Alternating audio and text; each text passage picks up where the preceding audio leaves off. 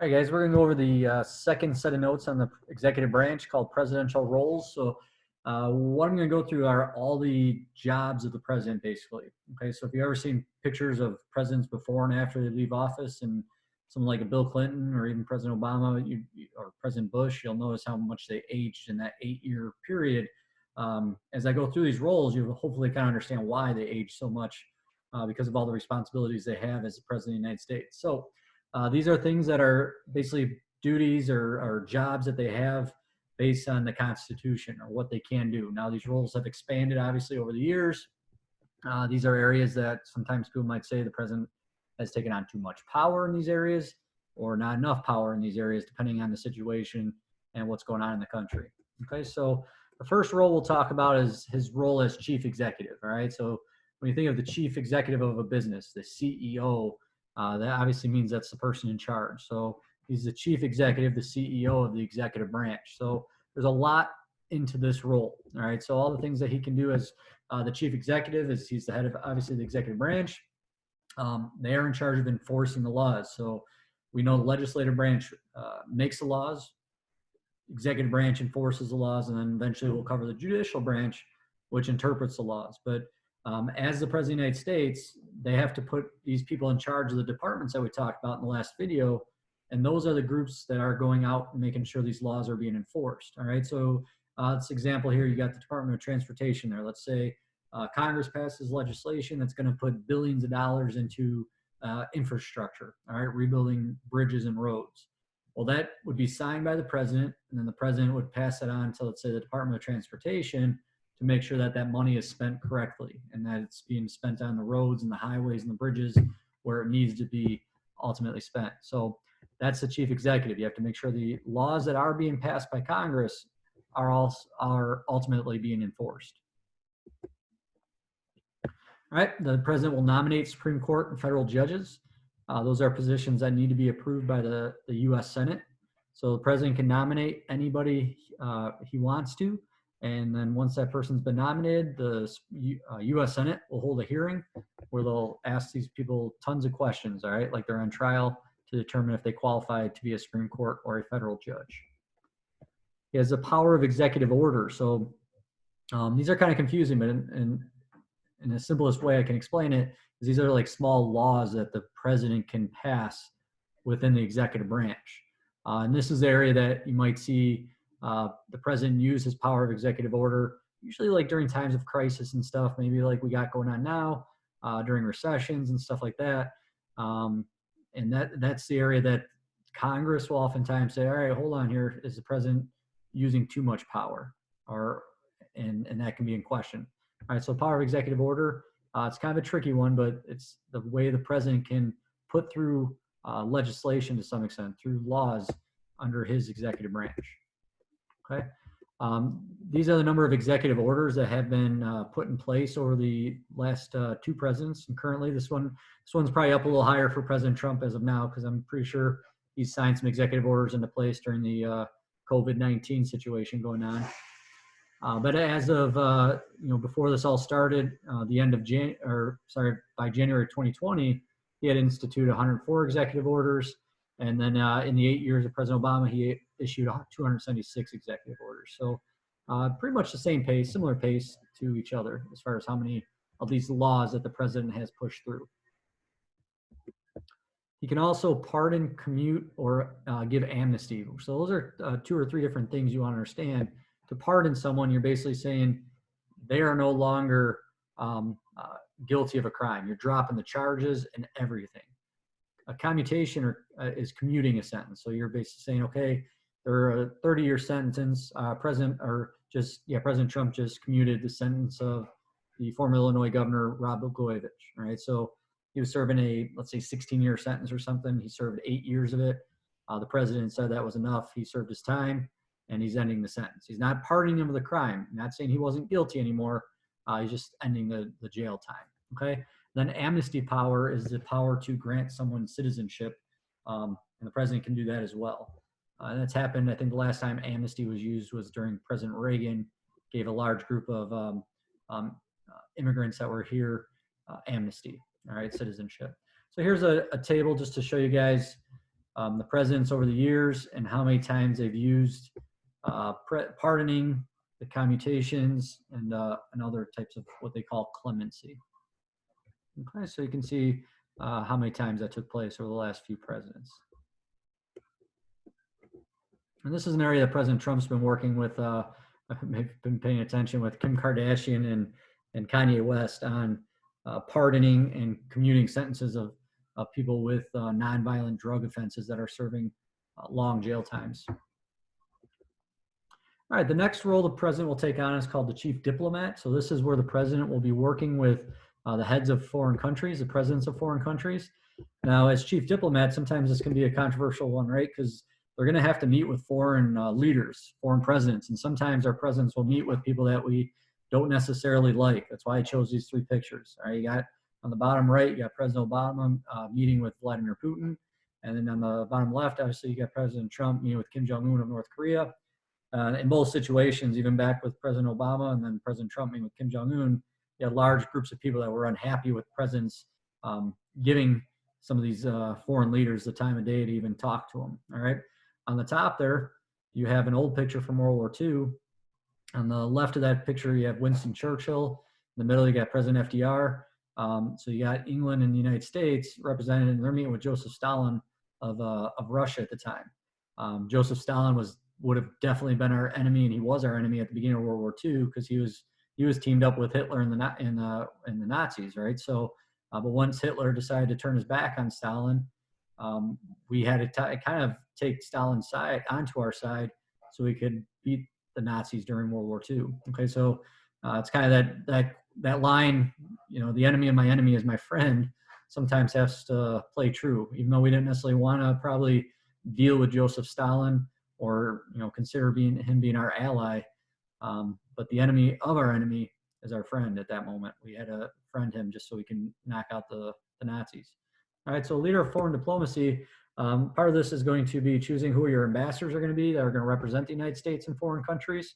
So just about every country, we have a U.S. embassy, and that's a building where you'll have workers from the United States under the executive branch that are working there to work with foreign policy with those countries. So they're going to meet with foreign leaders to create treaties, whether it's trade agreements or you know, wartime treaties and stuff like that. That is the job of the president during that time, as chief diplomat. All right, the next one is role of head of state. So this is kind of more of a symbolic ceremonial position that the president takes on. All right, so it's what we call him the living symbol of the United States, the presidency and even the White House. It's that symbol of our country, right?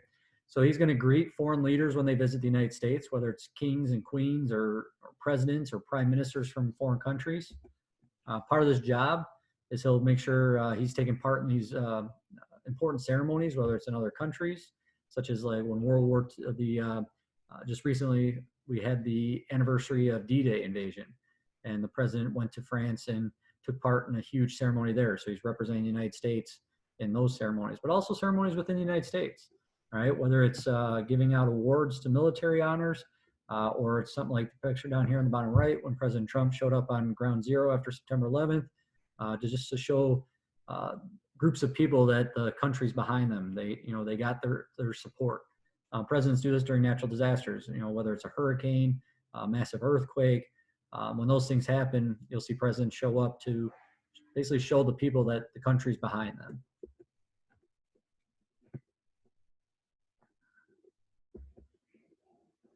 All right, the next role will be role as commander-in-chief.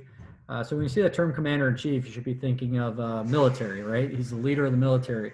So he gets the final say in major military situations. Now, the president's not going to be making, you know, when we're at war, let's say, and on the battlefield, you know, that's going to be our generals and our leaders of the military itself are going to be making those split-second decisions. But when it comes to, you know, major things like, you know, going to war, sending troops somewhere, dropping major bombs or something like that, that's going to be a choice of the president. You know, making the decision like President Obama had to make the decision to go after Osama bin Laden, okay, or President Trump giving the go to go after that latest terrorist from Iran. Okay, so those are situations where the president will make those decisions.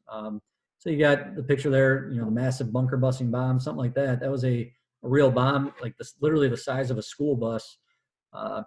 It's wild how it's designed, but it literally like drills itself into the ground and then blows itself up underground. So it basically collapses the ground on top of whoever they're trying to get. So that was used a couple of years ago by President Trump when our military found a bunch of Taliban fighters hiding out in the caves in the mountains. And instead of sending troops in to go fight them, President Trump gave the order to drop a bomb like this in there. So the bomb literally drilled into the side of the mountain, exploded underground, and collapsed those caves. So those are the types of decisions that a president would have to make. So you talk about, turning your hair gray and losing sleep, as making these types of decisions on a daily basis can't be easy. Okay, so Congress has the power to declare war, though. That's something that I think a lot of students, and less a lot of Americans in general, think that the president declares war. That's not the case. The president gives the order to send troops somewhere, all right? But Congress, the Senate and the House of Representatives, has to be the one that declares war if we're actually going to go to war with another country, which has only happened 5 times in our country's history. Presidents have ordered troops into battle 150 times. So when the president does send troops into battle, they can be there for up to 60 days. Within 60 days, Congress has to decide to either give the president permission to keep the troops there or they have to come home. That's not a declaration of war, though. Just because Congress says, yeah, those troops can stay, in that region to protect a group of people or to fight a terrorist group or ISIS or something like that, that doesn't necessarily mean we're declaring war. We're just allowing our troops to stay there with the consent of Congress. Okay, so like I said there, it says makes decisions when at war. These are going to be the major decisions.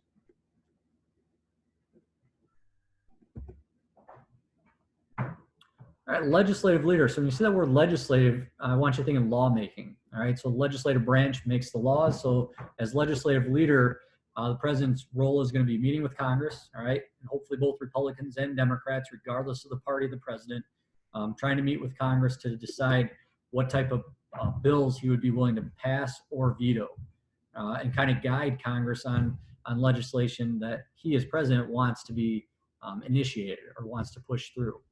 All right, so the president also has a special power in the Constitution called the power to call Congress into special sessions. Again, usually done during crisis, natural disasters or something like that.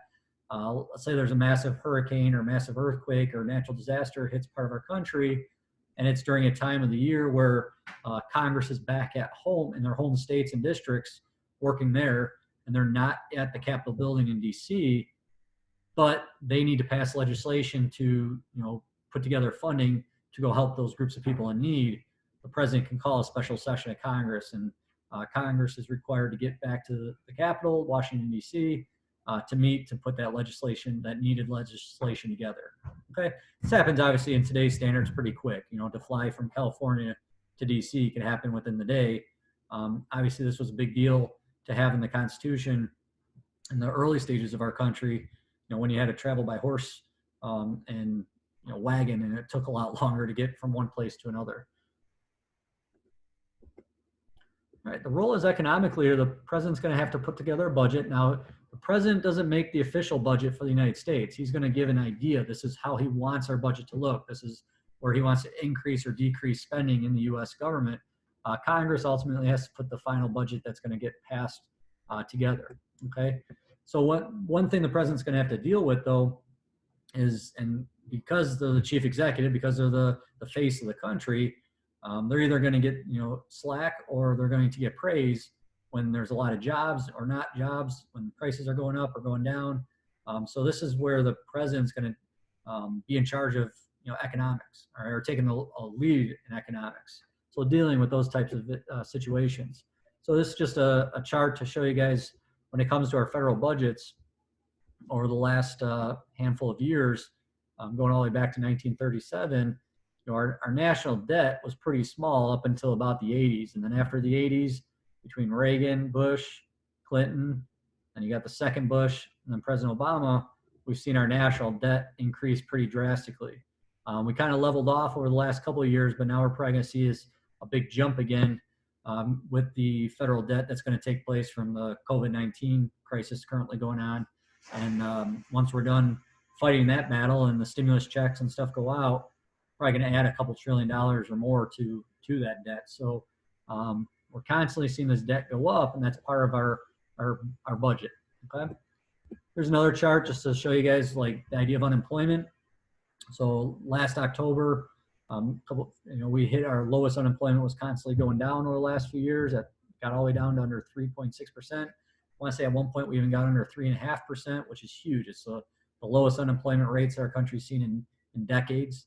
Now again, with the current situation going on, these numbers are reverting backwards. But hopefully once the situation's done, we'll be able to get back on track to the unemployment rates in the threes again. Those are important numbers to try to reach. And even things like this, average hourly pay, seeing hourly rates go up over the last few years, it's a big deal because these are the things that are going to either make or break presidencies when these things are taking place. If these numbers are good, presidents are going to get recognition for it. If the numbers are bad, they're going to get kind of slapped in the face for it as well, regardless of what role they ultimately do play. It's kind of just luck of the draw sometime of when you're the president. All right, and then this role is the party leader.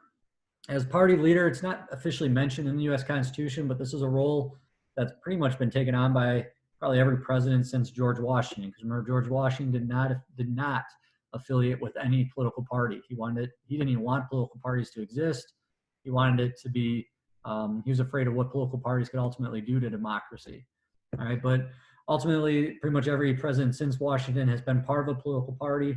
And what they do as the party leader is they're going to give speeches to try to help promote their party, but also try to get people elected from their party. So someone like President Obama or now President Trump will go around and give speeches on behalf of candidates running for the U.S. Senate, for the Republicans or the Democrats, to try to get someone from their party elected, and hoping that, hey, if President Obama or President Trump is supporting this person, then other people will want to vote for that person as well.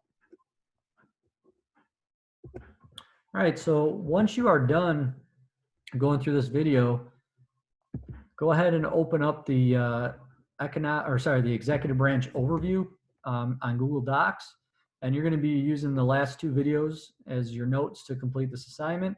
The first part, you got two parts to it. Go ahead and type in the rank 1, 2, or 3, and then you're going to put in the presidential role that goes with this situation or this task the president has to accomplish.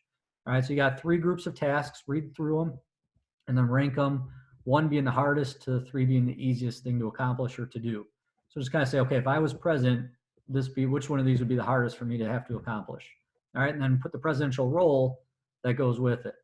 All right, so as chief executive, the president has the power to pardon people. Okay, so since this is talking about, with the help of Kim Kardashian, President Trump commuted sentence of Alice Johnson, who is serving life in prison for a nonviolent drug conviction because he knows it is a result of some ineffective laws. Go ahead and write in the presidential role would be chief executive, and then go to the second and the third one. And then once you're done reading those, rank them. What would be the hardest thing to do and the easiest thing to do as president? Okay, so you got about 4 groups of those tasks to read through. Those are all real tasks, things that have happened over the last handful of presidents, things they've had to do. The next part of the worksheet is looking at things from the actual Constitution. So the wording in the Constitution, that's ultimately giving the president his power. So read through this section from the Constitution and then answer the multiple choice questions by highlighting your answer. And you got 2 parts to that, 2 or 3 sections, from the Constitution. And then the last part is the executive departments. All right, so within each green box there, read the little synopsis from what that particular executive department does, and then go back to what the notes you took on the last video about the executive departments, the last worksheet on the executive departments, and type in the answer for each of those. Once you're done with that, go ahead and submit this worksheet to Google Classroom, and you will be all good for the executive branch at that point. All right, thanks for watching, guys.